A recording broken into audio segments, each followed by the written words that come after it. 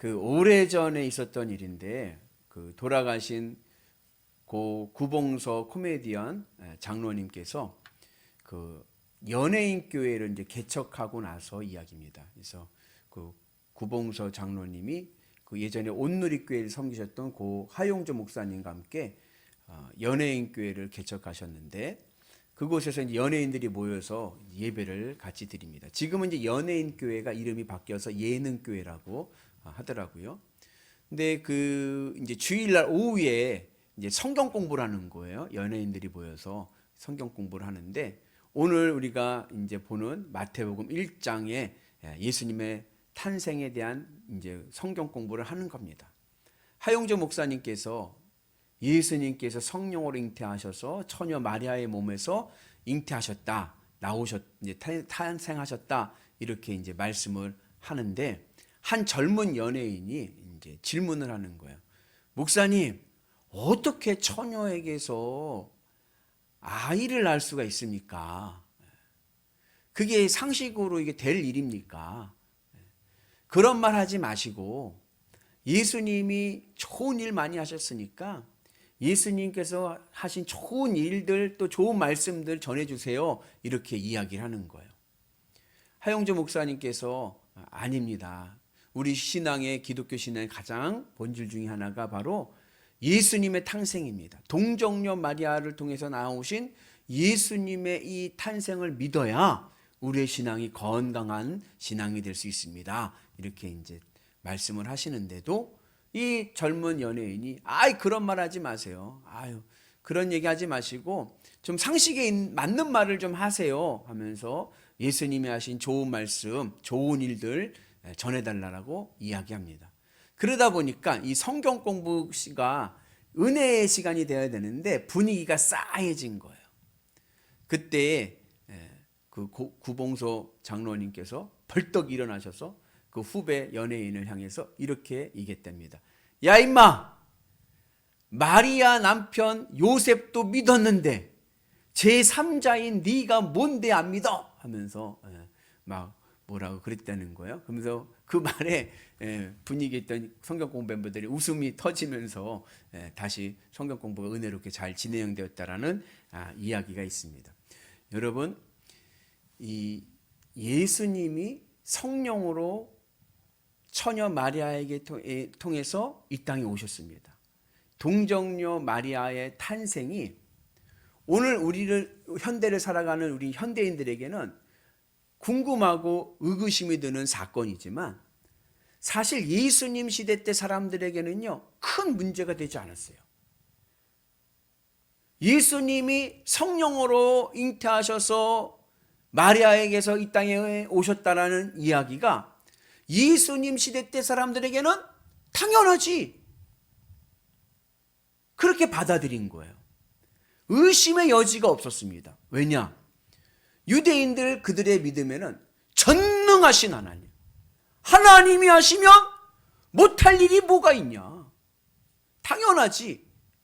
그래서 마리아를 통해서 이 땅에 오신 예수님의 이 동정녀 탄생은 그 당시에는 큰 이슈가 되지 않았습니다. 복음서를 전할 때 여러분 이 복음서가 성경의 목적이 뭐냐면 복음 전도지 않습니까?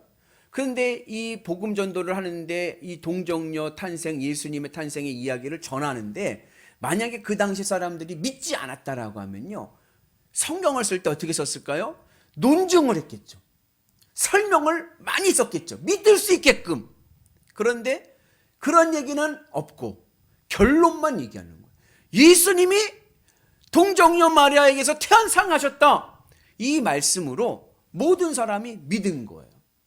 그래서 이 동정녀 마리아의 탄생이 우리의 상식으로는 이해가 되지 않았지만 예수님 시대 때 사람들의 상식으로는 충분히 이해가 됐고 그리고 그것을 믿고 복음의 능력이 일어나게 된 줄로 믿습니다. 우리가 내 이 머리가 작아요. 우리 인간의 머리가. 하나님의 섭리를 우리가 머리로 이해하려고 하면 할 수가 없습니다. 인간도요, 체세포 복제해서 인간을 만들어내는 시대가 오지 않았습니까? 그래서 전능하신 하나님이 하시면 할 수 있습니다.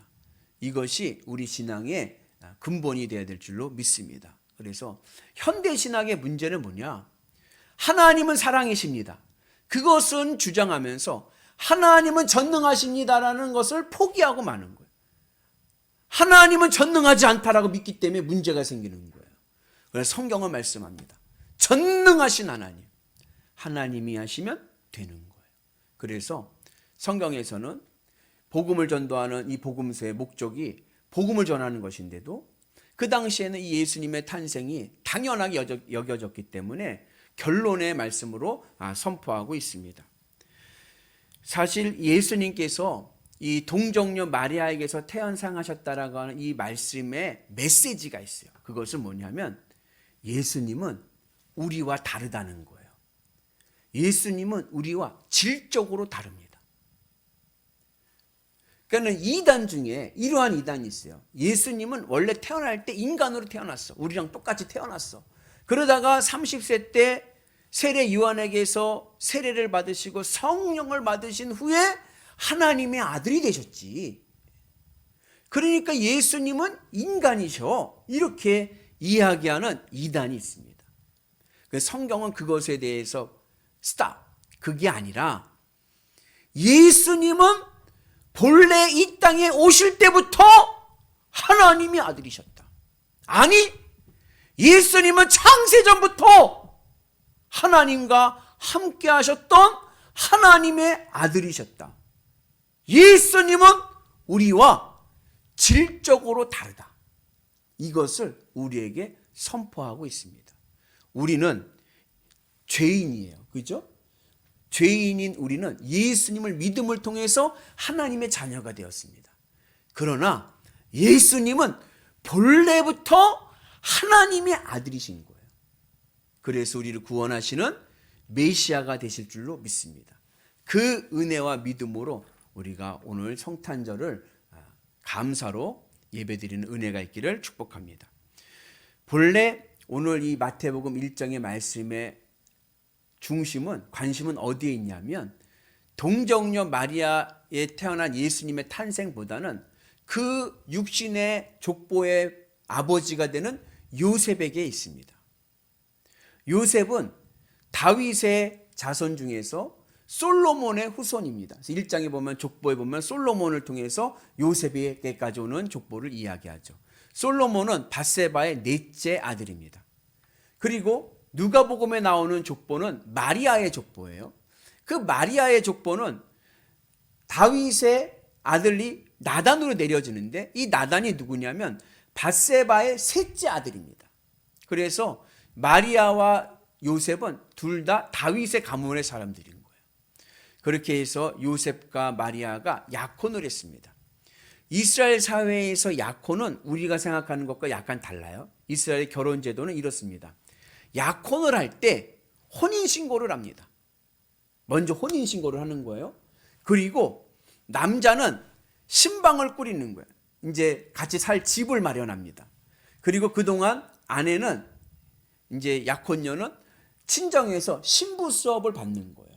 그리고 있다가 남편이 이제 약혼남이 집을 짓고 같이 살 형편이 되면은 이제 약혼녀를 데리고 오는 거예요. 그리고 혼인식을 하고 이제 결혼식을 하고 그리고 나서 이제 같이 사는 거죠. 근데 지금 마리아와 요셉의 관계가 어떤 관계냐면 약혼 관계입니다. 그러니까 이미 호적에는 오른 거예요. 혼인신고가 돼 있는 거예요. 그러나 같이 살지는 않는 거예요. 나중에 결혼식을 하고 나서 같이 사는 겁니다. 그러한 관계 속에 있는데 요셉에게 무슨 이야기가 들리냐면 마리아가 임신을 했다는 거예요. 유대법에 의하면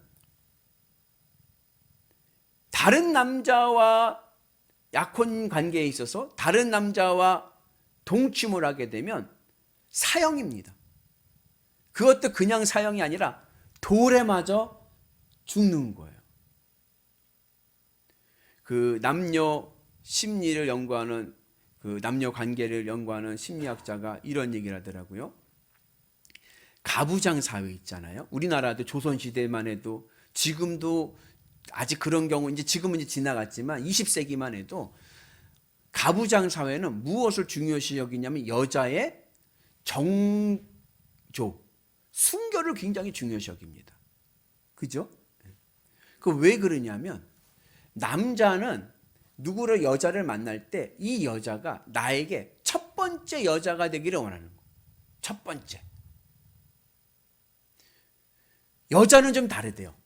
여자는 남자를 만날 때 뭐 이 남자가 과거에는 뭐 누구를 만났든지 중요하지 않고 이제 나를 만났으니까 이제부터는 나만 바라봐 주기를 원하는 거예요. 그래서 내가 이 남자에게 내가 마지막 여자가 되기를 원한다 그러더라고요. 근데 유대 사회는 가부장적인 사회이기 때문에 이 순결의 개념이 굉장히 강했습니다. 그런 관계 속에서 요셉이 들은 거예요. 요셉이 마리아가 임신했습니다.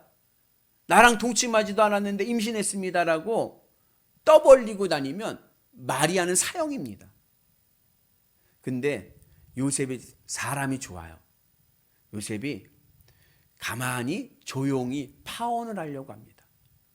그런 얘기는 하지 않고 그냥 우리는 맞지 않는 것 같습니다. 그러면서 파혼을 하려고 합니다. 그러면서 마리아의 생명을 지켜주려고 하는 거죠. 그 가운데 있을 때 그렇게 요셉이 조용히 파혼을 하려고 할 때 그날 밤에 천사가 주의 사자가 나타나서 요셉에게 마리아의 임신의 비밀을 말씀합니다. 마리아는 성령으로 잉태하였고 그를 통해서 낳은 아이는 이 시대에 우리 인류를 구원할 메시아가 되실 것을 말씀합니다. 그리고 요셉은 아멘 하고 받아들이고 그리고 순종하고 마리아를 아내로 맞이하죠. 그래서 성경은 요셉을 뭐라고 이야기하냐면 의로운 사람이라 말씀합니다. 여러분 성경에서 의인은 누구냐? 사회 정의를 외치는 자가 의인이 아닌 거예요. 성경에서 말씀하는 의인은 하나님의 말씀에 순종하는 자가 의인입니다. 내 생각과 내 뜻과 내 마음과 안 맞아도 하나님의 말씀이기에 순종하는 거예요. 주님의 말씀이기에 내 뜻 내려놓고 하나님의 말씀 붙잡고 살아갑니다. 남자의 입장에서 요셉은 받아들이기 어려운 천사의 명령일 수도 있습니다.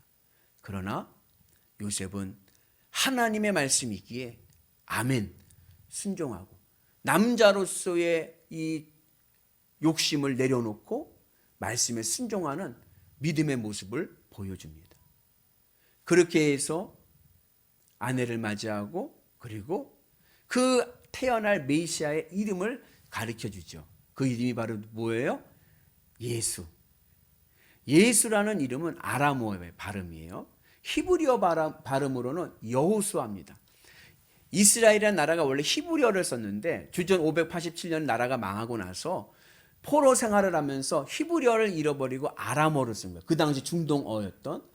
그러면서 예수님 시대 때도 아람어를 쓴 거예요. 그래서 이름이 예수. 히브리어로는 여호수아. 뜻은 뭐예요? 여호와는 구원이시다예요. 예수님의 이름이 구원이신 거예요. 우리를 구원하시리 예수 그리스도. 우리가 예수님을 믿음으로 구원의 은혜를 누리게 될 줄로 믿습니다. 모세가 율법을 붙잡고 출애굽하여 광야의 길을 갑니다. 그러나 율법으로는 가나안 땅에 들어갈 수가 없는 거예요. 하나님의 은혜를 입은 여호수아가 가나안 땅에 들어갑니다. 하나님의 나라는 하늘 천국은 율법으로 들어가는 것이 아니라 예수 그리스도를 믿음으로 들어가게 될 줄로 믿습니다. 그래서 우리가 이 성탄절을 맞이하여서 이 땅에 오신 예수 그리스도를 믿음으로 하늘 천국 백성 되는 은혜가 있기를 축복합니다. 중요한 게 있어요. 믿음이란 무엇이냐? 믿음은 순종하는 겁니다. 내 생각과 내 경험과 내 상식과 달라도 아멘. 그리고 말씀 붙잡고 순종하며 믿음의 길을 갈 때에 그곳에 하나님의 구원과 하나님의 축복의 은혜가 임하게 될 줄로 믿습니다. 말씀 붙잡고 순종하자는 말씀이 좀 추상적이시면 쉬운 게 있어요. 우선 십계명부터 지키는 거예요. 그리고 주일 말씀 선포되어지는 이 설교 말씀을 붙잡고 한 주간을 살아가는 거예요. 우리 주보에 보면 뒤에 말씀을 요약해 놓지 않습니까? 그럼 늘 보면서 말씀을 묵상하면서 그 말씀대로 살도록 내 삶의 지표로 세워야 될 줄로 믿습니다. 그래서 우리가 말씀에 순종하며 살아갈 때에 예수님이 나의 구원의 은혜가 되시고 우리의 가정이, 우리의 삶이, 우리의 일터가 하나님의 구원과 천국의 은혜를 누리게 될 줄로 믿습니다. 그때 우리의 삶이 어떠한 삶이 되느냐? 임마누엘의 삶이 되는 거예요. 그래서 오늘 우리가 읽은 23절의 말씀에 보면 예수님의 또 다른 이름이 바로 임마누엘, 하나님이 우리와 함께 하시다. 믿음이란 무엇이냐? 믿음은 주의 말씀에 순종하면서 주님과 함께 하는 것입니다. 여러분, 함께 한다는 게 쉬운 게 아닌 거예요. 내가 좋아하는 거 하는 것은 쉽습니다. 그러나 누구와 함께 한다는 것, 이건 쉬운 게 아닌 거예요. 여러분들 가장 친한 친구가 있죠? 그 친한 친구가 와서 우리 하룻밤 자겠게 그러면 어때요? 좋아요. 그 친구가요, 집에도 가지 않고 일주일 동안 같이 있는다고 하면 어떨까요? 그러면요, 조금 불편해요. 이제 언제 갈까? 속으로 그러겠죠. 근데 이 친구가 대답도 안 하고 계속 같이 우리 집에 살면서 한 달이 지나가요. 그럼 어떨까요? 그러면 야, 너 언제 가냐? 불편한 거야. 누구랑 함께 한다는 거 쉬운 것이 아닙니다. 제가 한 10년 전에 감신대에서 강의할 때 그 한 여자 권사님이 이제 학생으로 왔어요. 그 권사님이 성이 민 씨예요. 저랑 같아가지고 이분이랑 같이 한번 이제 몇 명 학생들하고 같이 이제 티를 마시면서 이제 이야기를 나누는데 이분이 이제 그런 얘기하는 거예요. 남편분이 판사였어요. 판사하고 정년 퇴직을 하고 이제 집에 있는 거예요. 정년 퇴직했으니까 집에 살잖아요. 근데 그 권사님이 하시는 말씀이 뭐냐면 답답해 죽겠다는 거예요.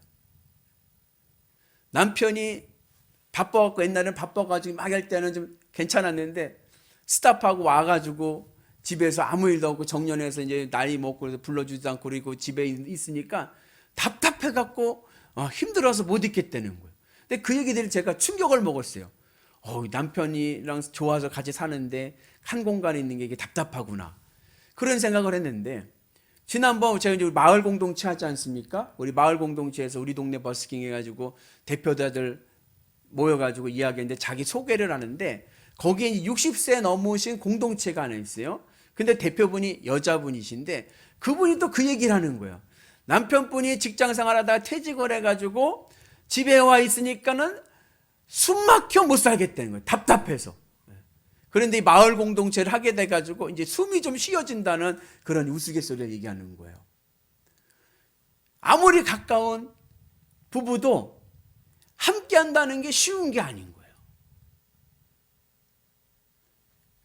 그래서 우리가 사람과 함께 한다는 거 쉽지 않지만 오늘 우리는 믿음 안에서 하나님과 함께 하는 것이 우리에게 기쁨의 은혜가 있기를 주님의 이름으로 축복합니다.